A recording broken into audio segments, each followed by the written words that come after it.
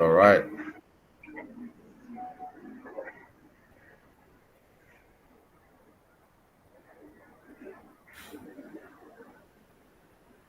Sure, you can take a record now. Okay. Hi. Good morning. I think I've said that before. Afternoon. It's still morning where I am. So I don't know what the time is wherever you are. A warm welcome to this introductory session. Can everybody confirm that they can hear me well? Don't need to talk. Just a thumbs up if you are on, or in the chat box. So I know you can hear me okay. If you can hear me okay, just a thumbs up. Thank you, Godwin. I've seen you. Anybody else hear me all right? All right. Thank you. Thank you so much. So we'll kick right in, and I'm hoping I keep this nearer to about 30-40 minutes thereabout, because I've got another meeting to jump into at 11:45. That should be at 12:45, I guess. So my name is Chimdima Onwebu, and I have a background in biomedical sciences. So I trained as a biomedical scientist in the University of Nigeria, UNEC. That's where we usually graduate from. So you start from UNN and then you graduate from UNEC. And I have over 10 years work experience as a biomedical scientist before I decided to, due to change of interests and priorities at the time, I had to cross over to data analysis, because my values changed, my priorities changed, my interests changed, and the times changed, and I had to move along with the times. So I had to move from biomedical science into data analysis. So currently I'm a senior data analyst with NHS England. And if it helps at all, my journey started with the health tech is about 2 years ago. And from there, it's been a beautiful journey of self-discovery, of self-learning, of improving and growing all through up till now. Now, having said that, in this session, we are going to very briefly try to understand um, what it looks like, what data looks like, and what breaking into tech looks like. So, what does it look like coming into the tech industry, and what exactly is data around? What are the roles that are available into it, and how do you begin to progress into it? We're also going to be looking into the different career paths that could be available to you as someone who is deciding to break into tech, as well as the skills you can pick up, and then how you can not just plan the your career, but grow in it. Okay, so going on, we're going to be starting with explaining what is data. What does data mean? From the time that you came in here up till this time, some of you have been here 10 minutes, some of you have been here 5 minutes, some have been here 2 minutes. We've been gathering data. Now, it might sound so basic, but that's what it is. From where I sit, I can see your names, and that's data. I can see all of your names. I can see how many people are in this call. From looking at your faces and maybe looking at the display pictures here, I can identify male and female. And if I'm to guess, I can also identify your ages, sort of. And if I decide to start asking questions, I may know, your job roles, the kind of things you do. Now, all of these things are information about you. And that's what data is. It's simply raw facts and statistics, information about a thing, about an organization, about a person, about a business.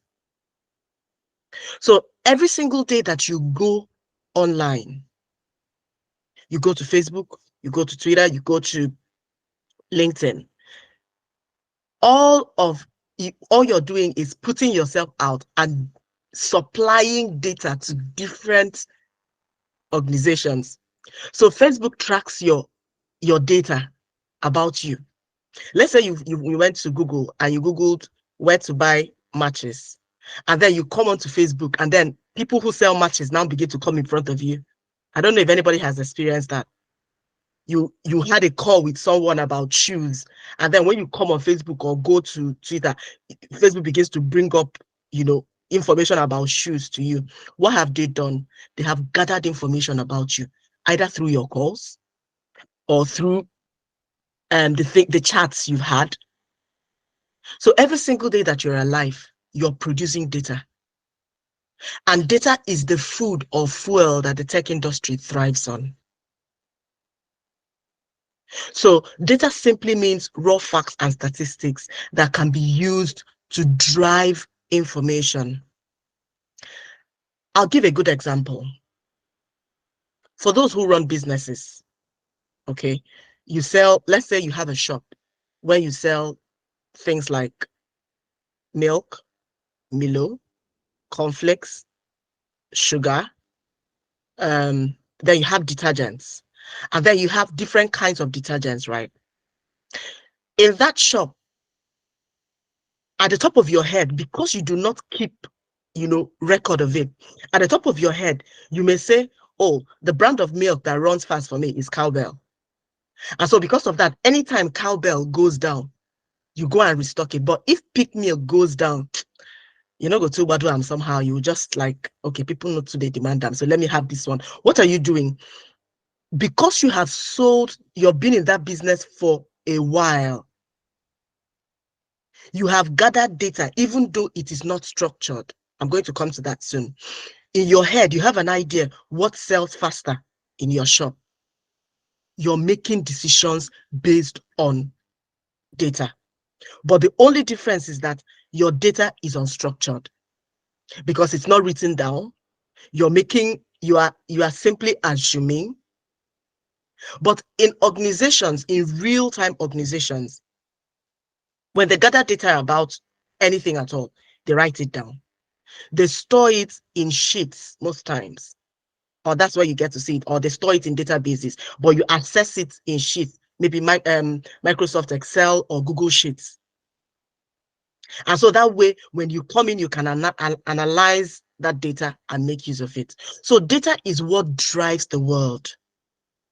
Data is what helps everybody make decisions. It helps you stay more informed about what to do and what not to do. There might have been times in your life when you said, I'm not going to do this thing. And someone will ask you, why don't you want to do it? And you'd say, because so happens so time. So because of that, I'm not going to do it.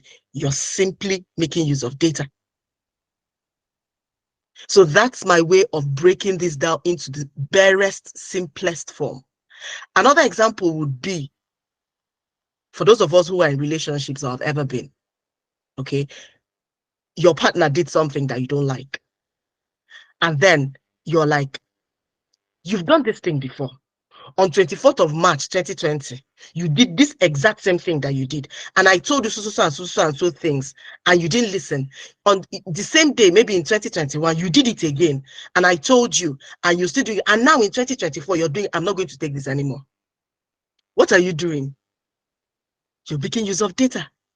Because you're keeping record of an event, of the time it happened, the action, and then you're beginning to make informed decisions based on that information you've gathered. That's the exact same thing businesses do. And they need people to come in and use that data and interpret their data so they can use it to make informed decisions. That is what data in its simplest and raw form is. Now, everywhere around us, there is data. It can be written, it can be audio.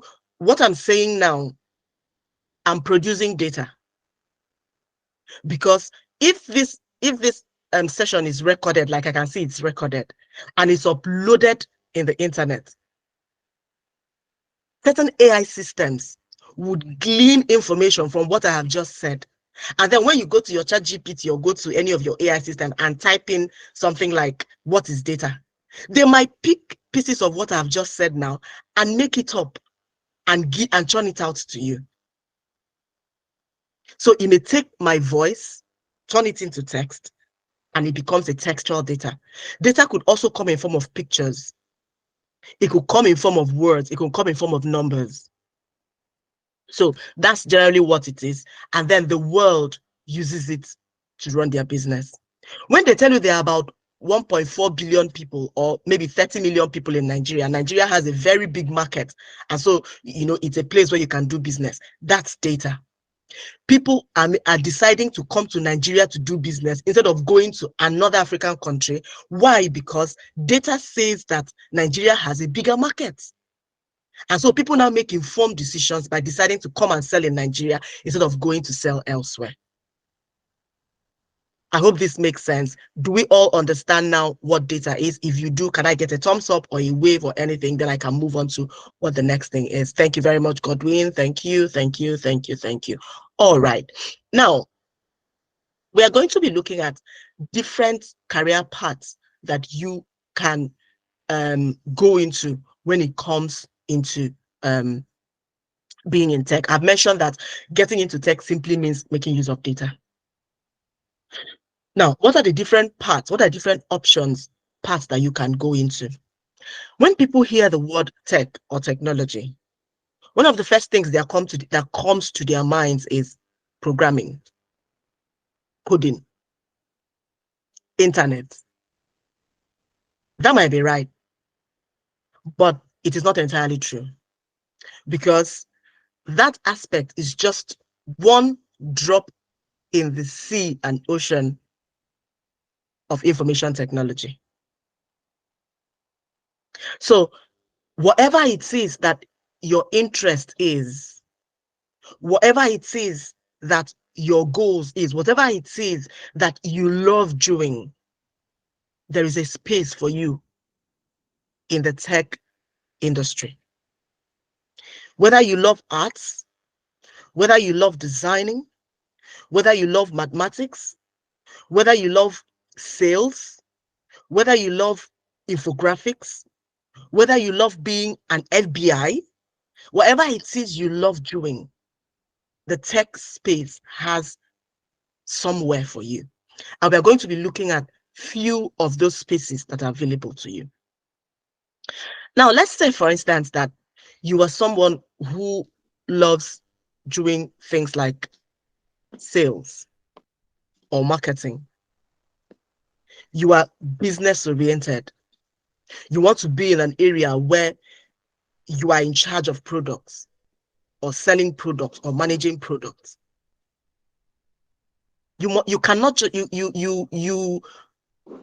just do that by being in the market in area. For example, I grew up in Aba, or Alaba International Market if you're in Lagos. We have a space for you in tech, and that could be in product management or even product development. That's one area. What do product managers do? Just like the name implies, product managers manage products. And we can see, if you will agree with me, that there are 1,001 products coming up every single day. And when I mean products are not just tangible things like maybe this cup, or maybe we heard about, how many of us heard about the tomato tomato saga that happened some time ago? That's a product, So products are not just about tangible things that you sell. Products could be anything. The Facebook is a product. Okay, your bank app is a product. Where you go to, where we are meeting now, Google is a product. So I hope this begins to reframe your ideas about what products are. So as long as the world keeps evolving, most especially as everything begins to move online, products begin to move away from being the tangible things, like things you can hold and touch like this, to softwares. There could be softwares, there could be services, there could be tangible products, edible products, there could be anything at all. And as long as there will be products, then there's need for people to manage those products. Look at how it is produced, look at how it is designed, look at how it is sold, get information around what the market wants. A good example of product management would be, I know this is far back, but this would be a good example. When milk was being, at the beginning, milk used to come in big sachets, okay, like the 500 gram, 1 kg, the big sachets of milk and the big tins. And then suddenly we saw cowbell milk come out with the small sachets of 10 naira those days. I don't know how much is being sold now. That is an effect of product management. Someone had gone to the market and seen that there are certain group of people who are not making use of milk. Why are they not making use of milk? It is because buying the full sachet of maybe 500 naira at that time would be too much for them. And the person said, okay, how do we reach these other people? Okay, let's bring out something that is cheaper so they can buy. And then they now came up with that 10 naira Abiola milk. And then they found they are making more sales. That's the kind of thing a product manager does. So he or she interacts with the market, finds out what the market needs, and then comes back to interact with other people within the tech industry, such as those who will be developing the product, those who will be marketing the product, those who will be selling the product, and then they work together to bring out a product that will serve the populace. Again, how do they find out what the market needs? It is data. They go out, maybe use questionnaires, gather information, and then come, sit back, and work it out.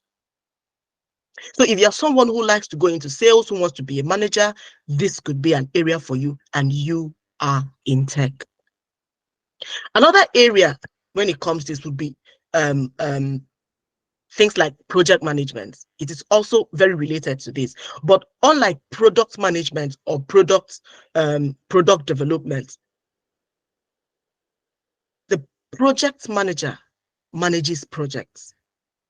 Now, the difference between a product and a project would be that while a project would have a beginning and an end, a product may never end, maybe until it goes out of the market. I'll give a good example. Again, with the cowbell milk thing. Let's say when the organization decided that they were going to start producing milk in small sachets like that, a project manager would have been hired to oversee that project of moving the milk from a big sachet to a small sachet. That's a project because it has a timeline. So we are looking at starting this project on the 1st of May, and we intend that by maybe 1st of May 2020, and we are hoping that by the 2nd of May 2021, this milk should be in the market. So the lifetime of a project manager based on that project would be from that 1st of May 2020 until 2nd of May 2021. That will be the life cycle of the project. And so at that point, the job of the project manager on that project ends. But the job of the product manager continues because the product is still in the market. Does this make any sense at all? Can I just get a wave or a thumbs up or something? Thank you very much. Thank you. So that's the difference. So while a product manager might be looking at 1 or 2 products at a time, a project manager can be managing 3, 4, 5 projects at the same time in the same organization. So you can toe the line of a product manager, you can toe the line of a project manager. Now, another area you could go into when it comes to tech could be the data analytics. Data analytics is another area that, sorry, excuse me, it's quite cold and it's affecting my voice. So data analytics is a broad term or an umbrella term that that houses the different ecosystems or the different strata or niches when it comes to how data is managed. Remember that I mentioned that the entire information technology, IT world, lives on data. Now, for the product manager or the project manager to make informed decisions, they have to know what the data is saying. And it is the people within the data ecosystem dealing with data analytics. These are the people that make sure that data is in a form where it can be used to make decisions. At the tail end of the data ecosystem, we've got, not the tail end now, I don't know, okay, at the base from the beginning, we've got the data engineers and data architects, okay? This group of people, what do? They engineer data, the same way you know what engineering is. The best way to remember engineers is maybe building houses or building roads, right? So the data engineers build data. They get our data from wherever it is, because for an organization to have structured data that they use, someone would have put it together in a form that it will begin to make sense. So the data engineers and the data architects, they decide on, based on what this organization wants to do. Okay, let's say that an organization wants to begin to produce, wants to produce an app. Let's say OPay or Lemfi, all these finance apps. The first thing they will need to do should be to gather data about different banks, how they operate, the different databases on which they are hosted, the form in which their data is stored. And then they will find a way, to integrate that data into one form. Daniel, please, can you mute your mic? Sorry, Daniel Oshi, thank you. Thank you very much. Do you want to ask a question? Your hand is up, Daniel. Do you want to take it down and then maybe ask it at the end of? You want to ask a question, Daniel? No, please do take your hands down. It's all right. Thank you. So somebody has to get that data that is relevant to that organization, because like I said earlier, data is everywhere. Now you go to scrape the one or collect the one where they're important to you. Okay, so the data engineers and the data architects, they go to the relevant places and get the data that the organization needs and keeps it in a form that is relevant to that organization. Those are data architects and data engineers. Now, the next in line, when this data has been gotten, there is the need for sense to be made out of it, because this data could come as numbers, it could come as text, and they're usually very voluminous. They are like a lot. So you could have a full spreadsheet, Excel sheet or Google sheet of, hundreds of thousands of rows and columns, and nobody can make sense of that the way it is. So that's where the data analyst comes in. He looks at that data that the data engineer and the data architect has brought in. Okay. They will now sit down and say, what is in this data that will help this business make the right decision? Is this information in this data? If it is it in the right form? That's where the data analyst now begins to either clean the data, manipulate the data, wrangle it, analyze it, and then produce reports that will now help the organization make informed decisions. So for every decision a product manager takes, every decision a project manager takes, every decision a business analyst takes, every decision the CEO takes would come from what the data analyst has done. Further down, we have the data scientists. Now, the data analyst and data scientists both work on what we call the business intelligence side of things, because they try to make sense of data. But the little difference, you may want to go back, and take your time to look at the difference between both of them. The difference between a data analyst and a data scientist is what they do with the data.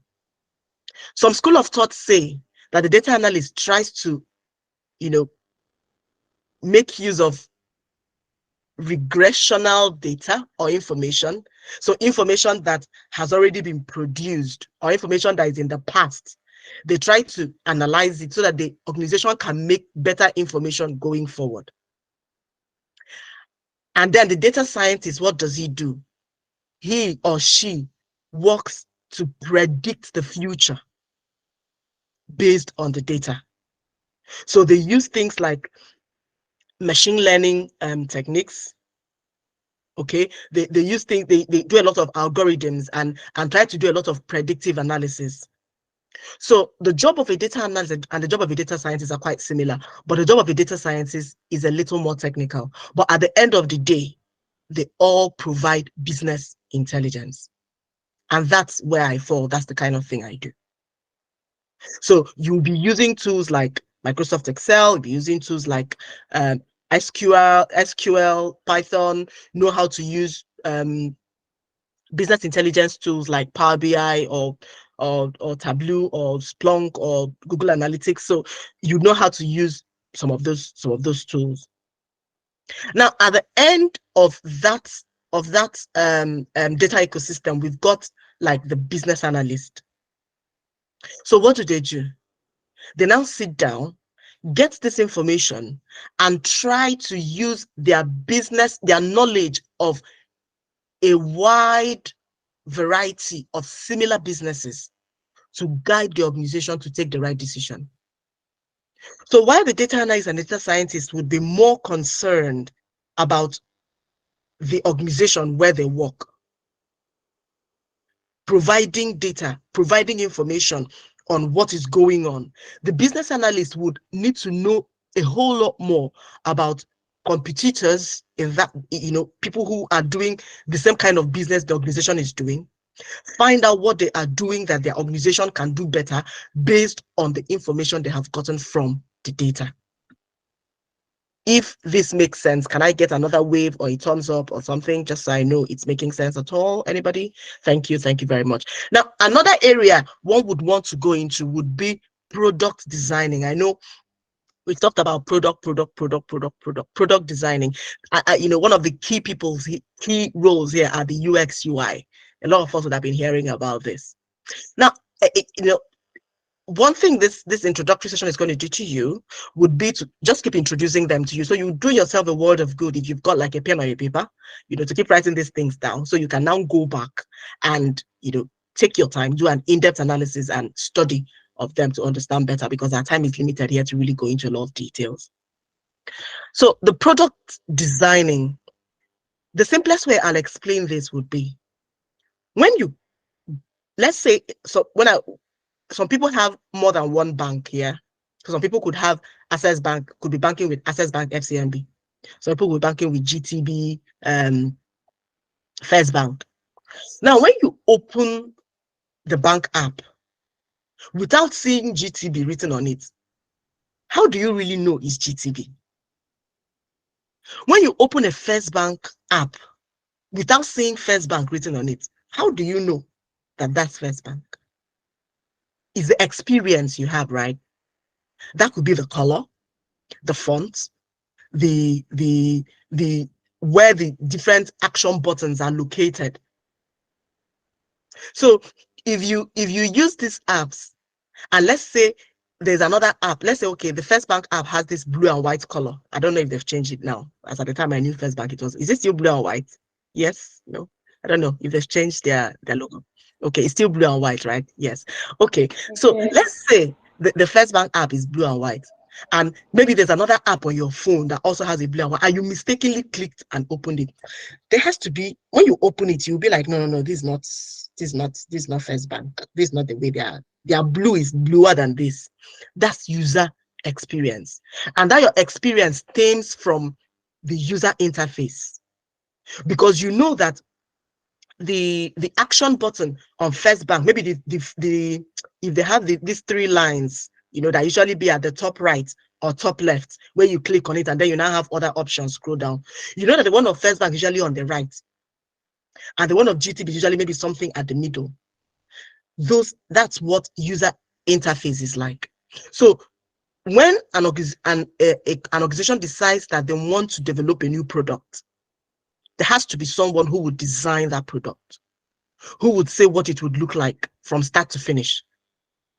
If you want, an organization says they want to build an app, for instance, maybe they have a website where they talk about their products, but they want to have an app that you can download to your phone, just like the banks. You can walk into the bank to do banking services, and you can actually use the app on your phone to do your banking services as well.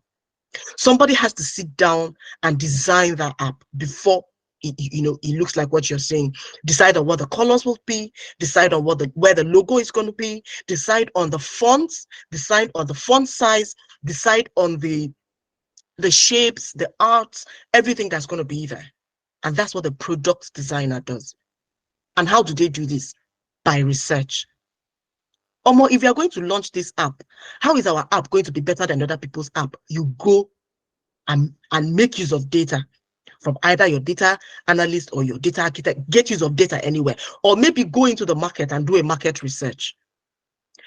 I don't know if I'm on Facebook a lot, and I see sometimes people throw things. In fact, last week I threw one out as well, because I was building a report that had to do with cookies. So we were trying to find out in my organization, please give me a second. We were trying to find out in my organization what percentage of people actually accept cookies, because on our website I was building this report that we were trying to find out, okay, what number of people who come to our website do not accept cookies. Because if you have a little idea about Google Analytics, you know that you can only track people who come to your website if they accept cookies on your website. So I was trying to find out on the average, how many people accept cookies or not, so that I can now maybe use that as an inference on my reports. So I came to my Facebook page and I asked the question about people who accept or reject cookies, and that gave me a fair understanding. That gave me a fair understanding about how people react to cookies, and it did help me, even though it's not an exact match, but it gave me an idea. So a product designer may want to go into the market and ask questions about a product. It now gives them an idea based on the survey, the results of the survey they gather. It gives them an idea on how to begin to put these things together so that it can have more appeal to the people in the market. So UX UI designing is another area in tech, and it's no code. You don't need to know how to code or anything. You just need to, you're more like an advanced graphic designer, sort of. Now, another area you could be looking into, which everybody seems to know, is software engineering. People who build websites and actually do. Now, this is a code part of tech where you need to know how to build things, how to write codes that things run on. Have you ever bothered or try to ask yourself, we are on this call, right? If you want to leave this call, all you need to do is to click the leave button, or my own is showing a red button. If I just tap that red button now, I'll leave this meeting. Now, it is a product designer, the user interface designer, that decided that red button, I don't know how yours is, the red button on my screen now is like an oval. It's oval, it's not circle, it's not a full circle, it's oval, and it has a white phone stuff on it. Now, that's the work of the product designer. They designed it like that. Why is it like this? It could have been a triangle, it could have been a rectangle, it could have been anything. Now, when I hit that red button, I leave this meeting. What do you think happened?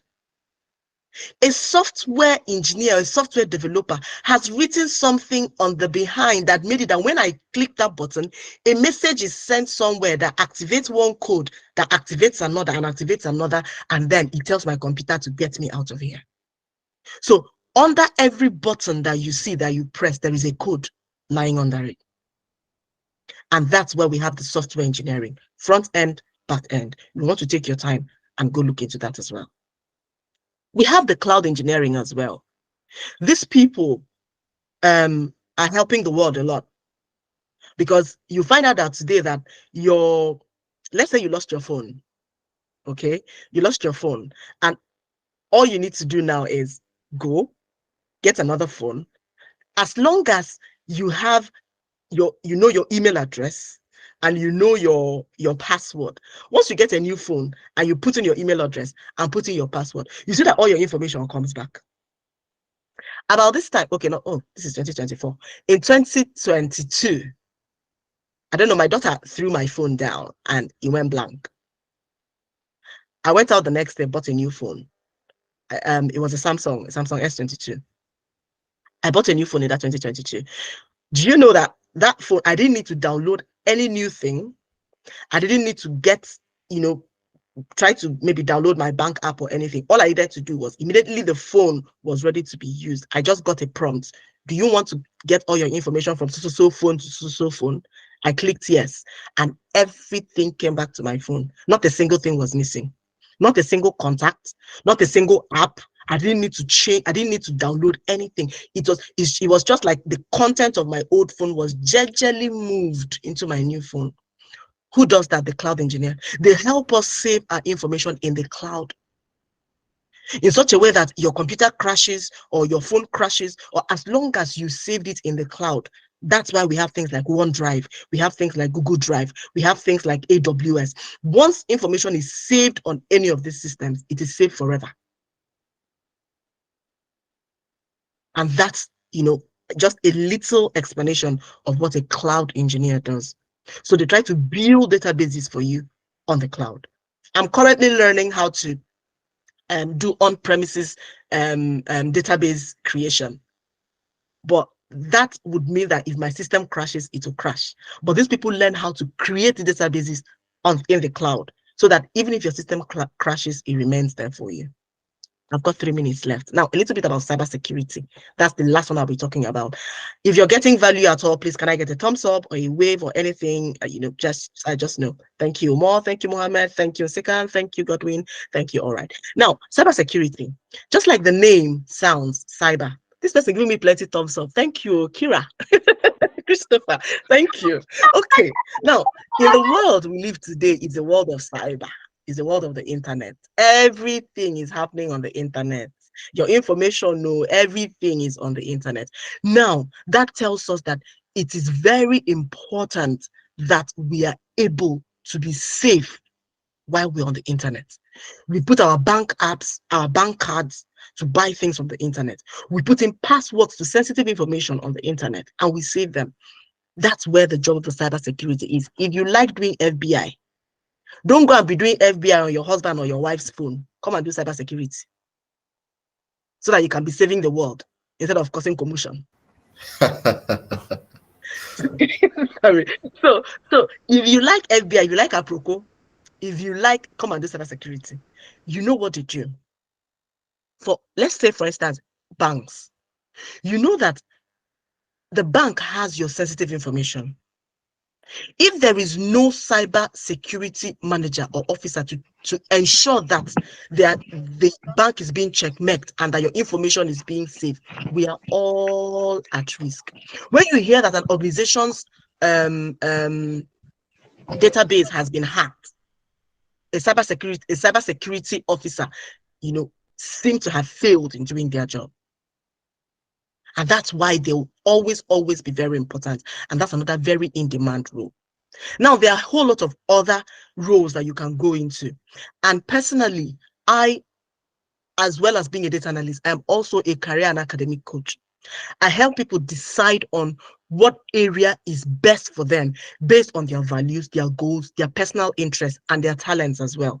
I try to match where you are with where you are going to. And I do this both personally and in partnership with the Health Techies. And this is a part of your career journey, especially if you're just starting out. That is very important. It's very important that you do not begin to dabble into any of these areas without due information, without due consultation. Because if you're not informed, you may decide, oh, okay, I've heard all these things. I like cybersecurity. Let me go into there. There are a whole lot of other things that are involved that your brain will carry. That's where you need to get a mentor. You need to get a coach. You need to get someone who would sit down with you and look at something that would be more tailored to you personally, something that will work more for you, somebody you can rely on and fall back on when you have questions about anything, and they can provide answers for you. Somebody who can allow you pick their brain so you don't get to start all the way from the beginning. Personally, having moved from biomedical science, that's the health area, medical lab science, that's what we call it in Nigeria. Having moved from that area directly, into a totally different world of data analysis without losing touch with my background. I moved into data analysis, and within 18 months, I moved from an entry role to a senior role. And how was I able to do that? Because I have information on how to gather transferable skills. And this is what mentorship and coaching would help you a whole lot with. You do not need to go back and start all the way from the scratch. If you have a lot of transferable skills, then a coach or a mentor in your tech journey will help you harness those transferable skills in such a way that when you come in, you're coming in almost as somebody who has experience, even though you may not even have the experience. So with this, I want to welcome you into the world of tech, and hoping that you would have gotten one or two pieces of information here that you will carry along with you and also help you as you journey along. Thank you so very much for giving me your time. And that's the end of it for me for now. Thank Please, you a so round very of much for your applause. time. We appreciate A round of applause. Drop comments. Madam Chimdima, thank you so much. How was that session, guys? How was it? How was it? Thank you so much. So you can drop your comments in the chat so that we use Question. 5 minutes to address those. Is there any of you that would love to ask a question? We can pick like two persons. You can put up your hand, then I'll call you if you want to ask any question before we call in Mr. Chibuza. All right, Thompson, you want to ask a question? Yes, sir. I want to ask you a question. Okay. Okay, as we already started the data analysis and visualization for me, is it possible to switch to a different path? Okay, are you talking about the 3MTT program or you're talking about it generally? I'm talking about the 3MTT program. Okay, so we had a meeting yesterday, and some training providers in the country also complain about this, that some people want to switch. So first and foremost, I would suggest you write the 3MTT team an email like support.3mtt.training, I think. I'll drop the link of the email in the chat, but I'll hope to get response to that specific question between now and when you'll be having your physical session this Saturday at the American Corner. Is that clear? Thank you, sir. Yeah, you're welcome. So if you have any question that's specific on what our guest speaker, you will be meeting her often anyway, because now big woman. So we have to make sure that we bring her on board to share our experiences. So if you have any specific question about what she discussed today, maybe one or two persons, that'll be fine. If not, we will move over to our next speaker. So thank you so much, Mrs. Jim Dima. That was a very awesome one. And you and I know that it's not easy to hop on a call like this during a short period of time. We'll definitely keep in touch. You guys will see her often during those of you that are doing data analysis and data science. And when working on the practical curriculum, we could see that there are sections that should definitely be with you guys in other courses like cybersecurity, especially when it comes to talking about data generally and of course in depth. So you have all of that laid out as we proceed in the program. So I hope that this session really helps you to put a lot of things into perspective, especially actually deciding and making proper research as to this is the path you would love to take and these are the levels of discipline and grit that you need to put on to really explore that particular tech space. So with that, I think, Madam Chidinma, thank you so much. It was a blast. All right. Bye, everyone. Thank you. I need to jump off now. Bye. All right, bye. So we want to thank you. Stay on. I will call in our last guest speaker for today, Mr. Chidima. Sorry, Mr. Chibuzo Agumo. Mr. Chibuzo, are you here, please? If you were on site on Saturday, you would probably have seen the very handsome Mr. Chibuzo who came on stage and also spoke to us. So he's here to intimate you about the Saturday's program, introduce a little bit about how we also have a gift for you from the Health Techies. Because as you all know, Chibuzo, Mr. Chibuzo is an author, and so we've decided to partner with his organization, the Sunrise Intervention. But I'm sure that he would speak a lot more about that. So are you here? Yes, Mr. David, thank you so much. I hope everyone can hear me. All Sure, right. I can. Good afternoon, everyone, and thank you for joining today's session. I was able to meet a good number of you on Saturday, where I was able to briefly talk to you about the importance of soft skills. I purposefully joined the session from the onset because I wanted to have a better and a broad understanding of some of the things, the technical skills some of you will be learning. And it was a good thing I had to do that. And I want to commend you for registering for this program. And like I said on Saturday, please take your classes serious. I know it's not easy. I know sometimes you'll feel like, I'm tired. I have something else to do. And also sometimes when you're an adult, you begin to develop coconut head to learn something new. So try and soften the head. Yes, and one of the things you would thank your in the future, you would be able to thank yourself and say, yes, I'm grateful that I was able to take advantage of this opportunity in 2024. So thank you once again. Yes, so my job here is to talk to you about soft skills. The technical people will tell you about technical skills, product management, web development, everything, very important. But like I said on Saturday, the technical skills will get you the job, but the soft skills will get you the promotion. That's the thing. The thing that differentiates one staff or one technically skilled person from the other is soft skills. Soft skills is what makes the difference. You don't need to be the smartest or the brightest to climb high in your field. It's just for you to know how to interface with people, how to relate and connect with people.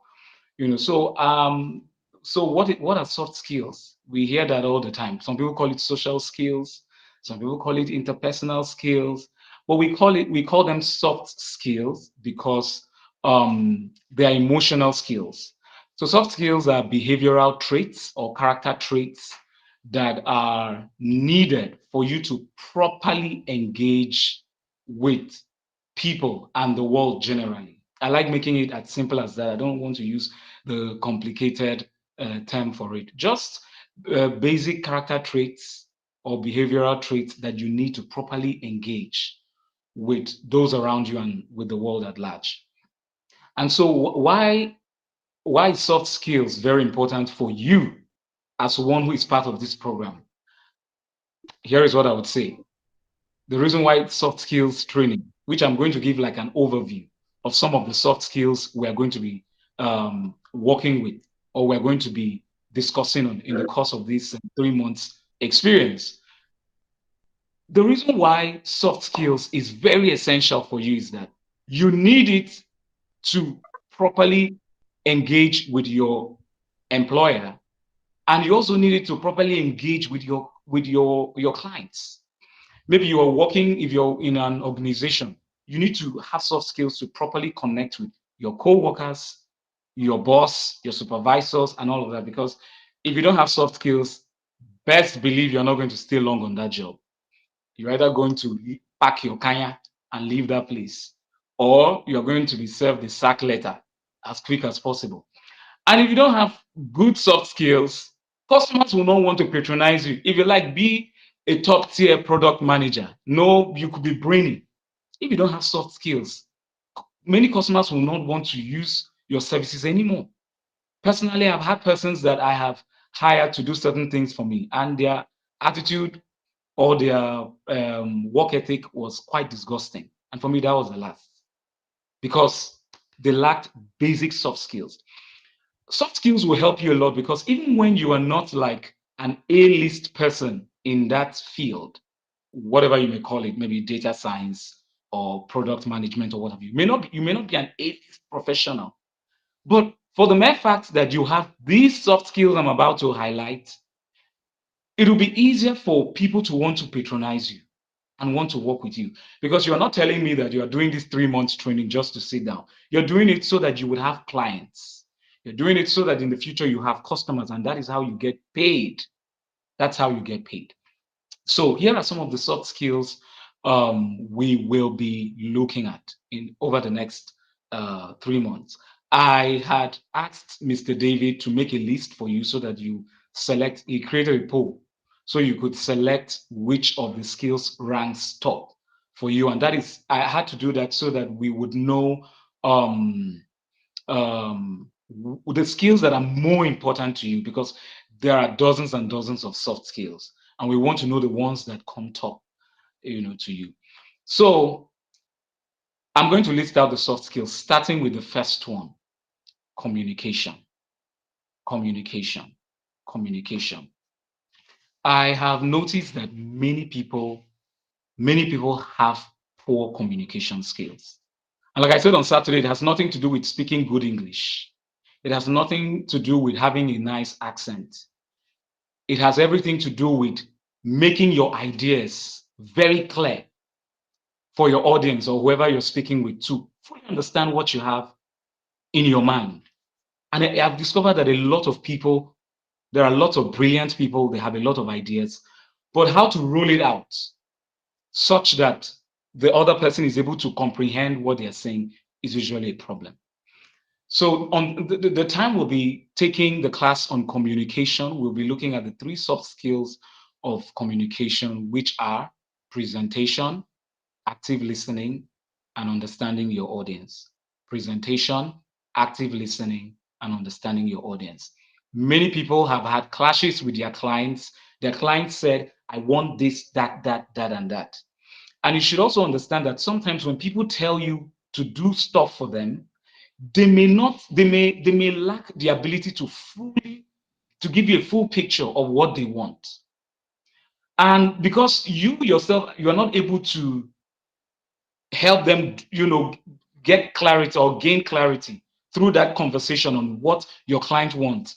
You might just do what you think they want, and then at the end of the day, they say, but I asked you to do this, and this is what I have in mind. You say, but I didn't know you don't, I only did what you asked me to do.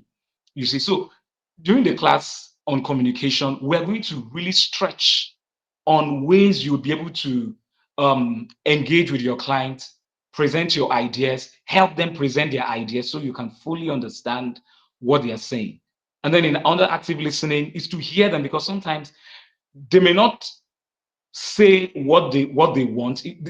They know what they want, but they may not fully express it. So from their body language, you may tell that, okay, there's something this person isn't telling me, and you may want to paraphrase. Okay, you are asking for this for me to understand you better. Do you mean you want this, that to be done?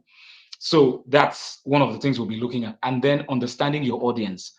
So under understanding your audience, still under communication, you would be able to know the kind of person you're working with, because the way you engage with an elderly person is different from the way you engage with someone who is your age bracket.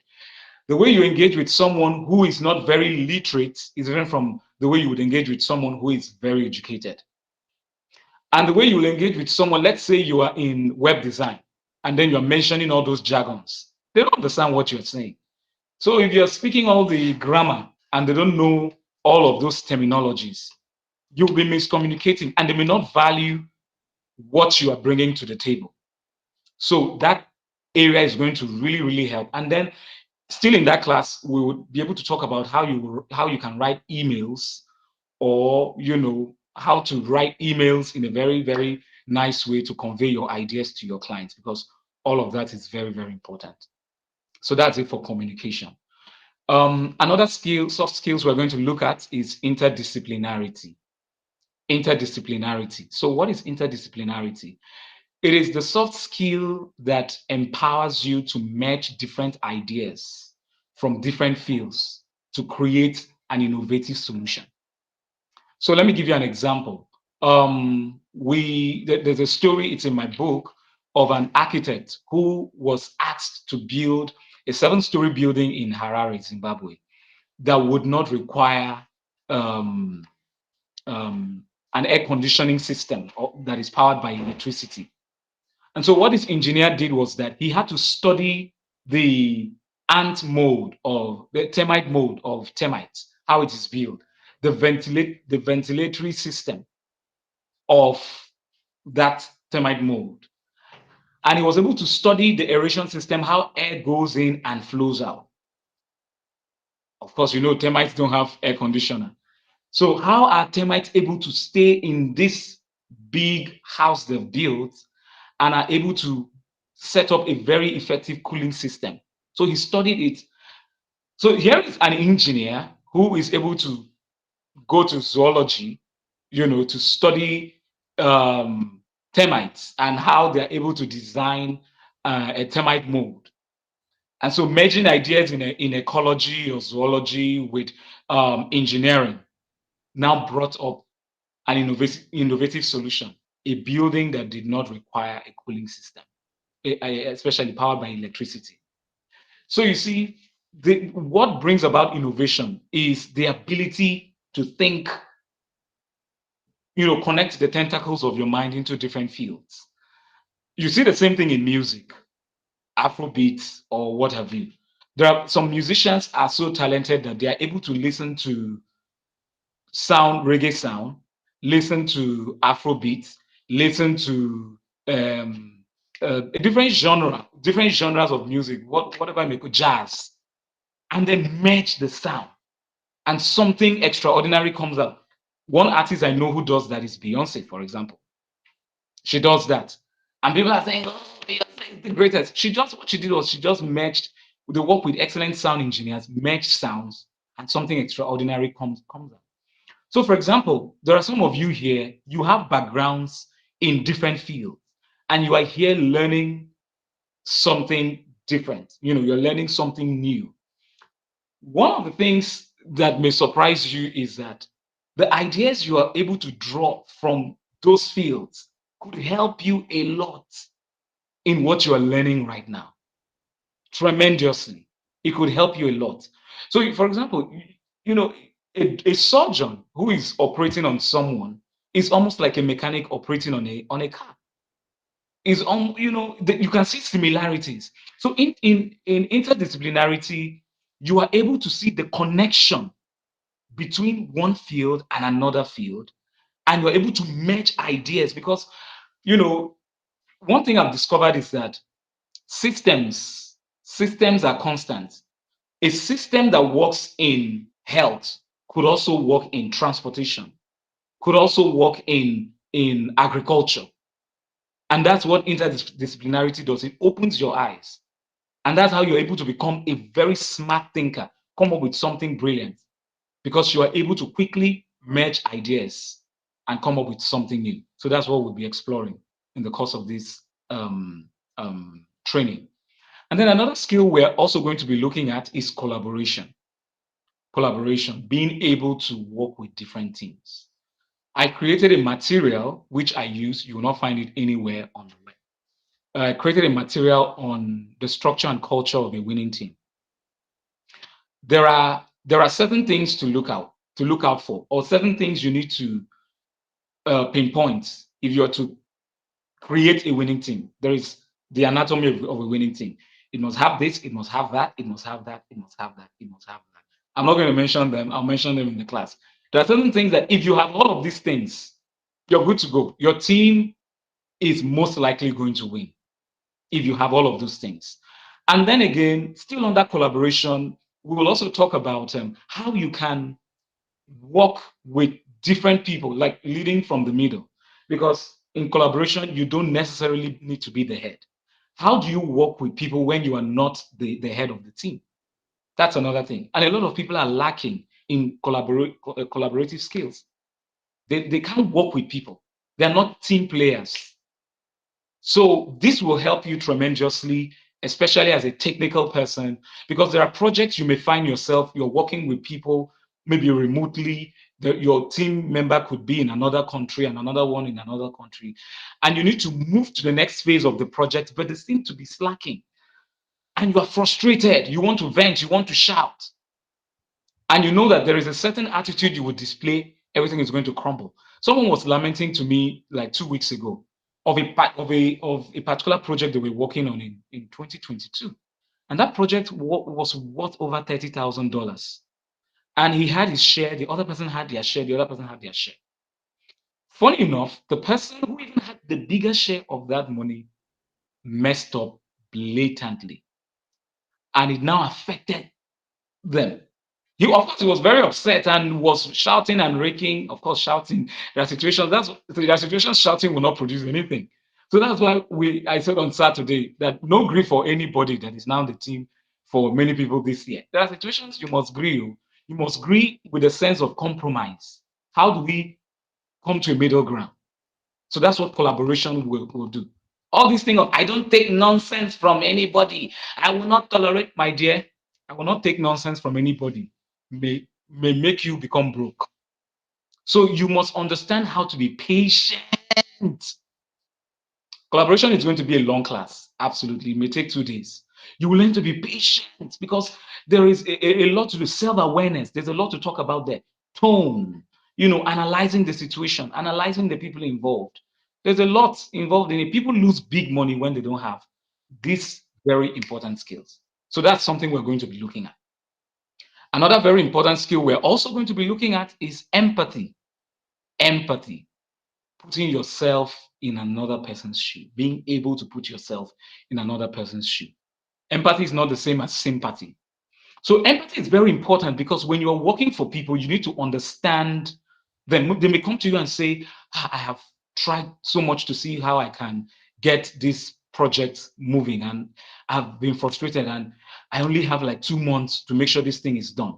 I've seen people who have collected money from a client. Maybe the client paid 70%, collected money, and they just left the job. The client is writing, please, I need this job by this deadline. Please help me finish it. I'll pay you the 30% balance. And they feel that because I've collected money now, I don't think I need to stress myself. That is how people ruin their chances of scaling and getting other opportunities.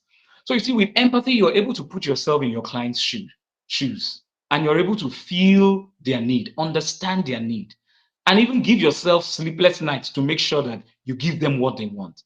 Because for you, the best thing you would want is to satisfy your client's your client's need, to make sure that you give them what they want.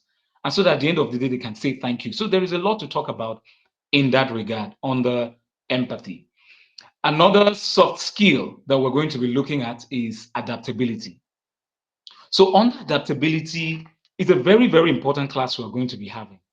Adaptability will help you know how to circumvent a situation when you have hit a brick wall. You could be working on a project and you're discovering that this project is really difficult. I'm encountering challenges. What do I do? Do I just leave it and run away? Do I just say, I don't have the time, let me just end it? No. If you do that, if you choose to give up, then you are ending your career. You are closing up chances of you getting more clients in the future.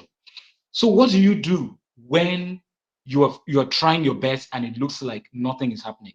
The class on adaptability will teach you on how to leverage tools internally and tools externally to produce a desirable outcome. So that's what we'll be doing with that class. And then another very important skill we're looking at is entrepreneurial thinking. Entrepreneurial thinking, how to think like an entrepreneur, how to think like a business person. Because now that you're learning these skills, you're not learning these skills to hang it in the shelf of your mind. You are learning these skills so that you can make money out of it. And the only way you can make money out of this skill is to have a business mind. So how do you develop an entrepreneurial mind such that you are able to make money? I'll always use this example. The mama put that is selling rice and stew may just sell for you a plate 700 naira, but you go to a restaurant and they're selling the same plate for you 7,000 naira, 9,000 naira. What is the difference? Sometimes even the mama put is sweeter than the one at that at the restaurant. The mama put could even be more delicious. The issue is that, you know, people's minds, that's what limits us, our minds. You know, you are just doing the way you even charge clients. You charge clients as if the clients are doing you a favor. But with entrepreneurial thinking, you'll be able to see that I am offering value. There is so much what I'm doing a lot. And that's why you see people charge a lot. So, for example, aside my professional work as a soft skills development professional, I travel from country to country. This is what I do. This is what I do to earn a living. Next week, I'll be in the US, spending weeks there. This is what I'm doing. I'm hopping from location to location. This is what I do to earn a living. And aside that, I also do book projects, book editing. Now, I was telling someone the other time, if I'm doing a book project for someone, I'm collecting not less than 1 million naira. One would say that is expensive, but I know the value I'm bringing to the table. I know the value I'm bringing to the table. So you see, when we handle entrepreneurial thinking, you'll be able to understand that you must learn to rate yourself, not overrate yourself, because sometimes we overrate ourselves and we put ourselves in trouble. But you rate your value, and then you are also able to see yourself as a brand, see yourself as, you know, as a product, I would say, and know what price tag you put on yourself and how to use your skills and competence to earn a living and to produce something remarkable for yourself. Because with the way Nigeria is, one stream of income is not what anybody should be depending on. So those are just one of the several soft skills we're going to be looking at. And I will encourage you to please attend classes. I know it's going to be really busy for me. The first class I'll be handling is on Saturday. Please come to American Corner, because after that class, the next 5 classes, I'll be doing it virtually from the US. And I think I would have like, let's say 2 hours a day to a week, 2 hours a week to have sessions with you. So something very important I would also want to talk about, Mr. David mentioned it, the book Rising at Sunrise. Now, this is my book. I released it in 2021. It is currently read in 21 countries. I've had a lot of opportunities because of this book. If you Google the book Rising at Sunrise and my name, you would find some articles. I have done an article for MSU. I was interviewed by African Studies Center and the Global Youth Advancement Network because of this book. So you can see the interview online, even on YouTube, regarding the book. So there are about 10 soft skills. Now, let me say a little bit about the book. The book features the stories of 55 inspiring individuals of African descent resident in about 26 countries. And the book also highlights 10 important soft skills that have been shown to improve workforce success, reduce violent extremism, and also do a lot of things with enhancing the competence of young people in the workplace. And so what we did is that we were able to sample stories under communication, stories of these people sharing how effective communication skills was able to helped them grow in their career and how they were able to incorporate it, and the different skills like resilience, like collaboration, like inclusiveness, a lot of other higher order thinking, which is critical thinking and problem solving skills. All of those stories are here. Very inspiring stories. Mr. David has read it, so of course he would be able to bear witness to the importance of this book. Now, one of the things I would like you to do, because Dahel has been able to do something remarkable, they have been able to make sure that this book is affordable for a 50% slash. So a wonderful thanks to Dahel Technologies. As I'm going to the US, I'll be selling this book for $20 there. I will sell the book. I told him how much money I've made from book sales alone. People are buying this book. I'm even about to do a reprint of the book because it's in demand. But I said, okay, I'm going to leave some copies. And they have decided to make a slash. So in Nigeria, it goes for 7,000. But thanks to Dahel, it's going to be available for you for 3,500. It's a 210-page book, practical materials. So a wonderful round of applause for Mr. David for making that possible. So copies will be made available on Saturday for you to have access to. And here is what is going to happen. Each time we will alert you on the soft skills we'll be handling. The first soft skill I'm going to handle would be interdisciplinary. No, not interdisciplinarity, communication. I'll be handling communication on Saturday. So one of the things that will help you with each of the classes is you will read the text. Read the text and understand. It is written in very simple, clear terms. I had a lot of professors in the US review the book before it was released to help us make sure that we're not writing nonsense, and to also help us make sure that we're writing it in very assimilable formats. So what you do is that you will read each chapter before the class, because what I'm going to do in each of the classes I'm not going to lecture. I don't lecture. I facilitate. And I facilitate because I know that you have read the material and you have questions to ask. And the questions, what I'm going to be doing in these classes is to help you incorporate the lessons from the book into real life experiences that you are going to encounter in the future. It's just to help you see how you can, what we're going to be doing basically is live application. Okay, you read this under higher order thinking, critical thinking, and problem solving skills. We read this, we saw this point, How does this apply to real life situation? That's what we're going to be looking at. And that's what the questions I'm going to be taking from you, because I know you will have questions. And I'm not going to be talking too much in lecturing as I'm doing now. So all you're going to do is, I read so and so part in the book, and I'm currently encountering challenges in my learning experience. Or maybe I've had a professional experience with someone that didn't go so well, and I saw a part in the book that mentioned something like that. What would you advise me to do moving forward in the future? And so that's what we're going to be exploring to answer those questions, because skills are not lectured, they are practiced. There are also going to be certain exercises that you would be required to do. So I'm going to send prompts ahead of time. Maybe make sure there are plain sheets of paper, make sure there is a marker, make sure there is this, make sure there is that, because there are certain things I'll ask you to do in order to help you adopt these skills and properly assimilate them into your being. So that's what I'm basically going to be doing. I'm going to be your coach in this journey, to take you on as you learn and grow and become better. My goal is that you will reach the final phase of this project. And I wish you absolutely well at the top of this journey. Thank you so much for being a part of this session this afternoon. Thank you. A round of applause, please. Thanks so much. Thanks so much. Our guy at the top. Yeah.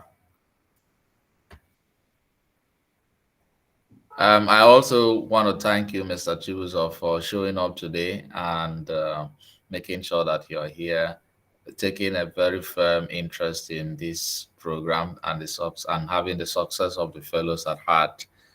To be really honest, I know we are going to talk a little bit more after this call, but we are so passionate about the fellows having access to that material. So I personally would choose some fellows who are really serious and gift them the material for free. Like would pay for those fellows. I'll be watching out for those type of people, starting with those who volunteer to work with us. They would have a copy of the book for free. And hopefully, I'll watch out for those who would come to the American corner on time, and then encourage them by as well maybe giving a couple of them a book. And those who would be active during your session, I will really, really pay attention to those ones who are active during the session. So if you are not in Calabar or Cross River State, don't worry. You are going to have access. It's going to be an event where you would also listen into the program, as it were. So please, you've heard that we are already paying more than half. We're already paying for you to have more than half of that book. We are already making that payment. Also try to come prepared if you want a copy, and we encourage you to, because most of the classes you'll be having with Mr. Chibuzo, he would always make reference to the book. And I have a copy myself, actually two copies myself. It's very, very important for me to encourage people to really have a good exposure when it comes to soft skills. I told you guys how I was able to move from an entry level position to a managerial position with a remote company in Amsterdam, because I was really, really, my soft skills were really top notch. You people will not really understand this, but it's very, very not so difficult, but um, it's very rare to have people move a certain level. Maybe some companies will say for you to move to another level, you have to be working with us for like 2 years, 3 years, 5 years, and so on and so forth. You guys already know how this plays out in Nigeria. Some people will be praying and fasting for promotions in their workplace, for years. But what they don't get to know most of the time is that when you know how best you can navigate the terrain of using your soft skills, maximizing the use of your soft skills, you actually even make your working very, very easy. So on Saturday, please come prepared to get a copy of the book for yourself. We will also make sure we give out the books to some of our amazing fellows who will show up during the program.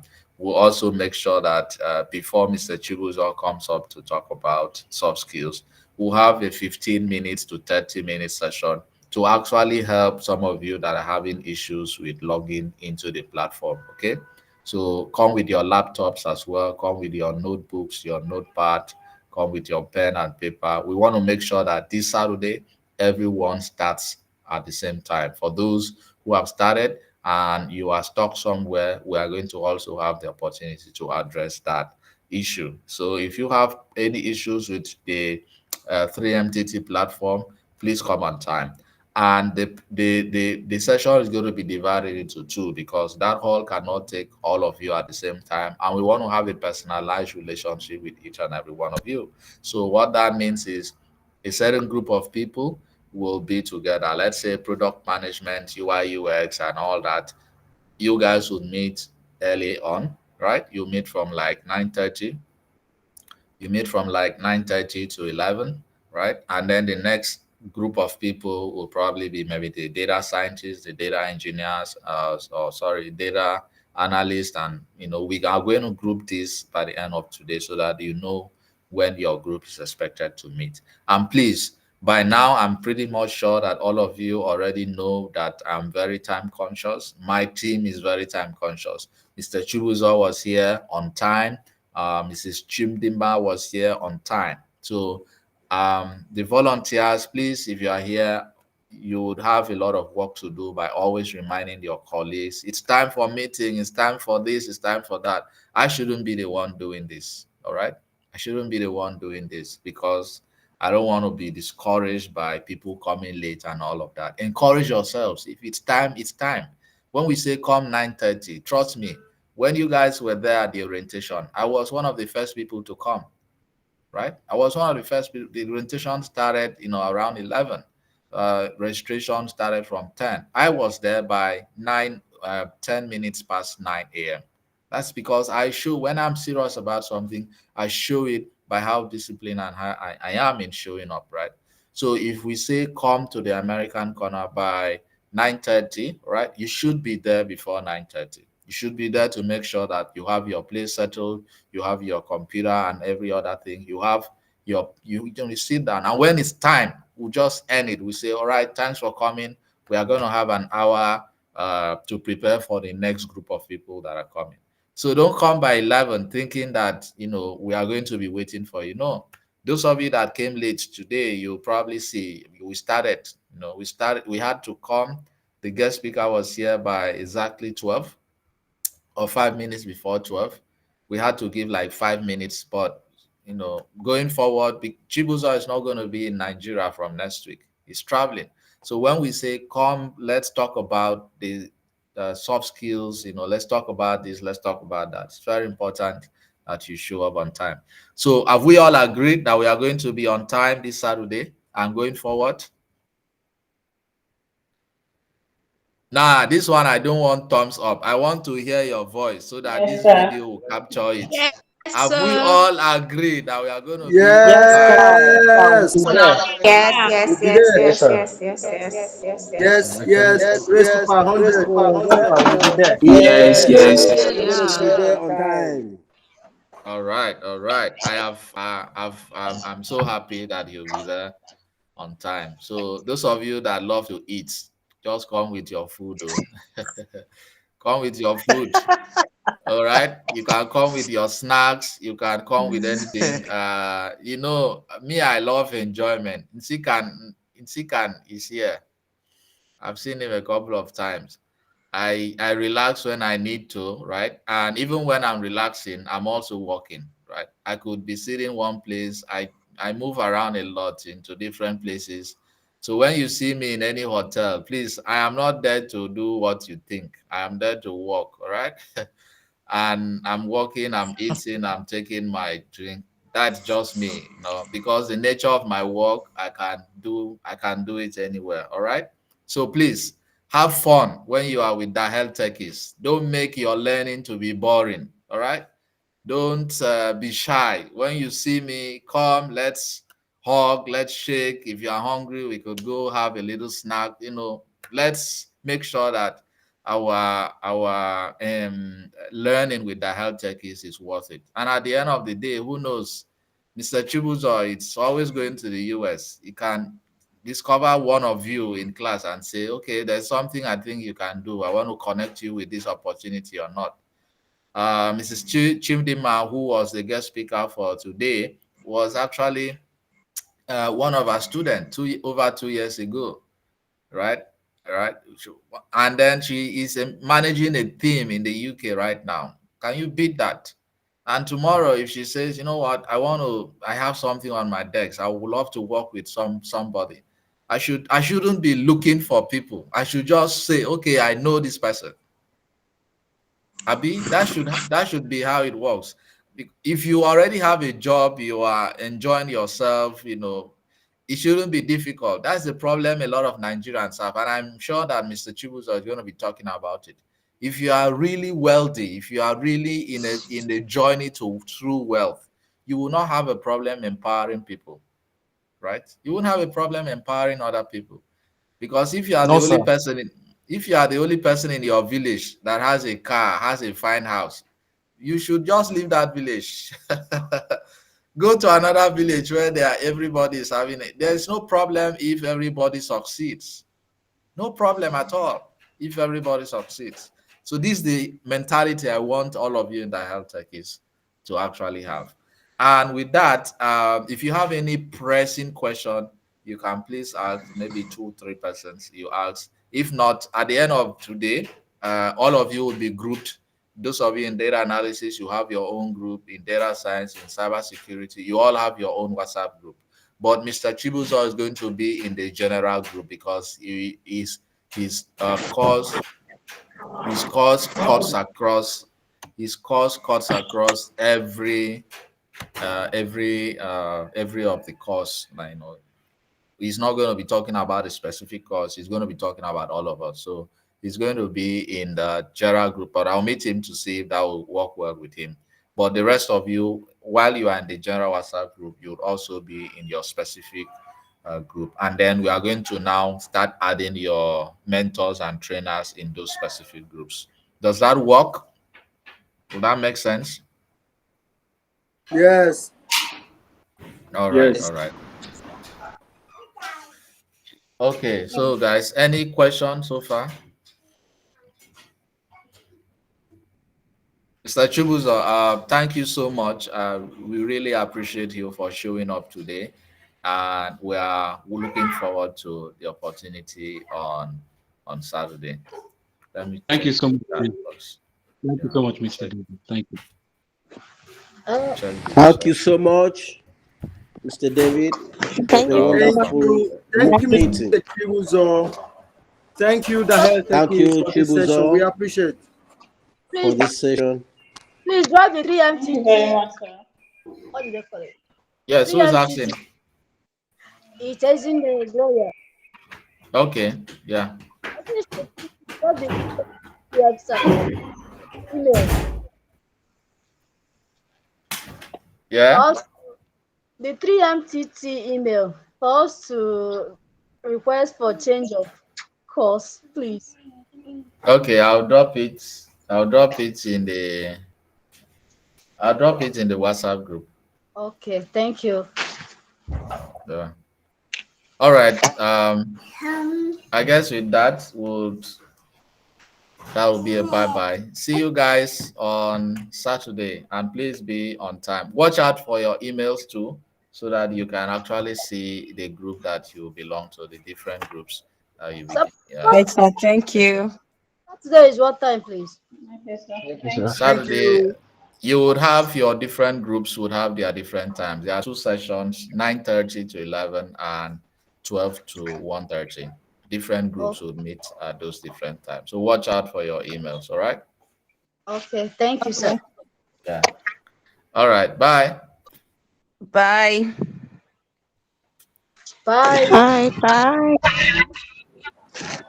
Where's Esther? The food. Bye. Bye. Bye. Esther, baby. Esther, where are you?